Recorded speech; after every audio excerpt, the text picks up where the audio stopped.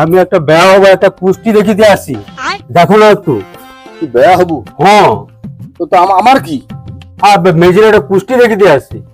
মেয়ের কুস্তি দেখিবু? হ্যাঁ। তো বিশাল সমস্যা ব্যাপার বলে বলো। কুস্তি না তোর বিয়ের ফর্দরে? আচ্ছা। আরে তোর এ তো বিশাল সমস্যা দেখা দাঁড়ি। হ্যাঁ, আরে মেয়ের তো খুব খারাপ যোগ আছে রে। কি আছে? খুব খারাপ নয়, তোর পক্ষে ভালো। হ্যাঁ, তবে মন দিয়ে শুন কিটা। আচ্ছা হোক, কহ দেখি।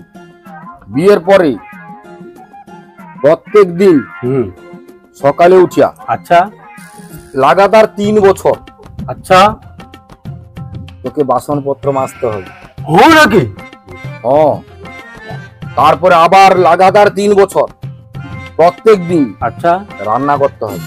হো নাকি? হ্যাঁ, আবার প্রত্যেক দিন লাগাতার 3 বছর বিছানাপত্র করে দিতে হবে।